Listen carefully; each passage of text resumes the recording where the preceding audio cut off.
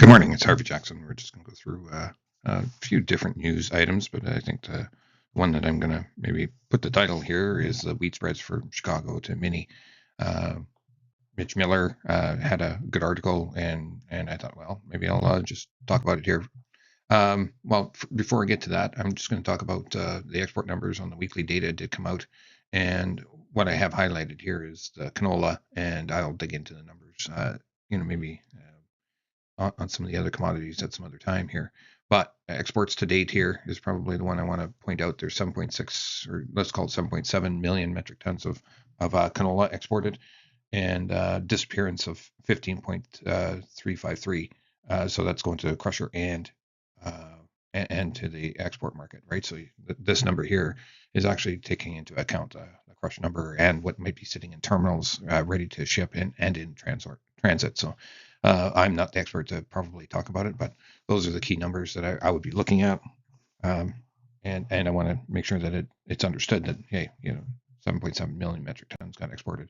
We were only expecting 7.5 at the beginning of the year with the crush capacity at near 12. We are faltering a little bit on the 12 for sure. But anyway, we'll just keep our eye on that for sure.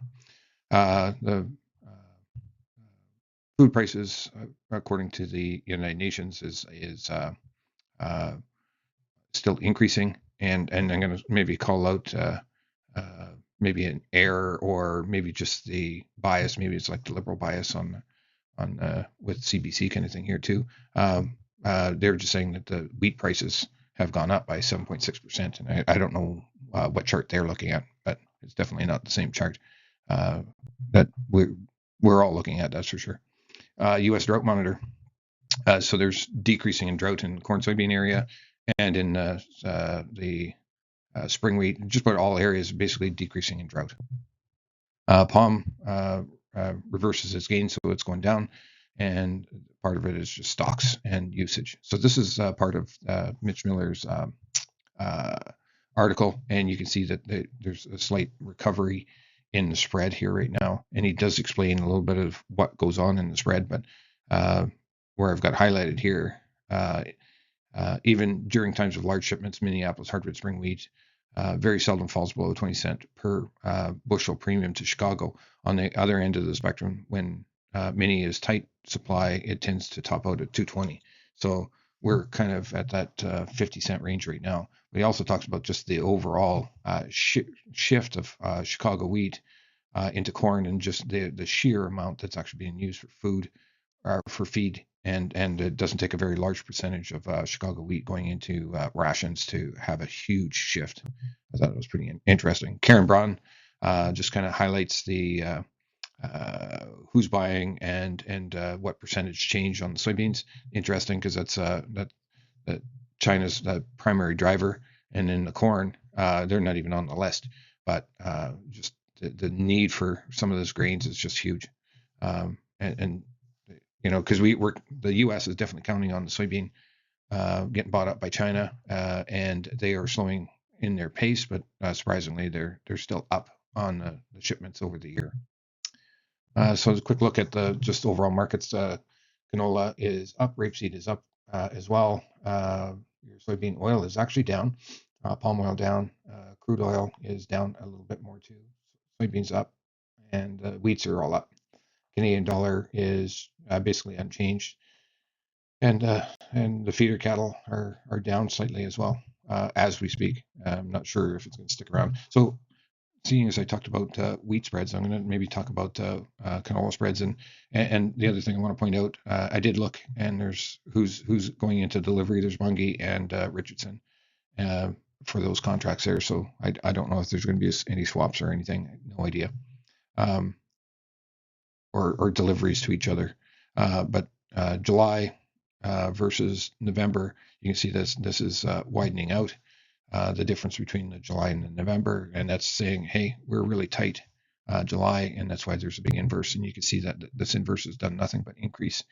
So currently at 48, that's a pretty wide spread, but in all actuality, if that continues to stay tight, and we continue to run this front month up, which is July now, we can continue to see maybe the spread widen out some more, but still hold out for a better price for new crop here as well. So you can see that that's getting lift.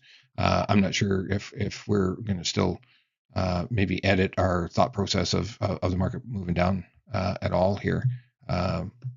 And where is it going to kind of jump up to? It's hard to say. So when we're looking at new crop, though, we had those orders in at 641 and take profit at that 678, I believe it was, or yeah. Anyway, you can see that this is actually trying to turn green here as well. And then if you look at the soybean oil, we're at those highs right now. And then we look at it with canola on the left-hand side. And I maybe point out this area here, so you get up to 52 cents. You can see like 700 and let's call it 715 to 720 values, but we're sitting at a little lower values. So maybe what I'm maybe suggesting here is that the canola might start pulling some of the soybean oil price as well, because the soybean oil is tight and canola is maybe even a little bit tighter. So we're maybe going to lead that complex a little wee bit here. Here's your palm oil, or your European rapeseed, and it's green today, but it's definitely choppy to downward in this area over here. And your palm oil, it's gone for a good slide, but when you look at it, we're probably going to find more demand here as the market falls apart here a little wee bit. So when you look at the soybean futures, it's actually kind of getting held up pretty good, and a little bit of recovery. We're looking to probably get better than that 1065, some in that range as a price. Your crude oil, though, is back to its lows here. And when you look at the Canadian dollar, basically doing nothing. And there's really nothing really getting done as far as the new government here. So I think once they start putting in some of their inflationary tactics, we'll probably see that market go down that way. But no sense buying it now because we don't know what length of time, because there's a big delay. They got to be in, you got swearing in of all the members and whatever else. There's still a bit of a process there yet before they actually will be sitting. Here's your spring wheat, and nice recovery here that we're seeing, and the same thing on the Kansas, so a good recovery. I would like to see 3 days of maybe green before we really jump in there, but we'll see. You see that on Chicago, though. You have 3 days there, but I'm not buying Chicago at this moment. But and then here's your corn, still kind of faltering in this downward movement here. And here's your feeder cattle. It made new highs 3 days ago, but cash prices have been unbelievable, apparently. At least that's what the reports are saying. And your live cattle, new highs, just edging up. I think we're going to continue to keep pressuring this market until you can't get any, or you can't, it's not affordable or something. So next week, we'll be looking forward to that report. And that's all I have for you today.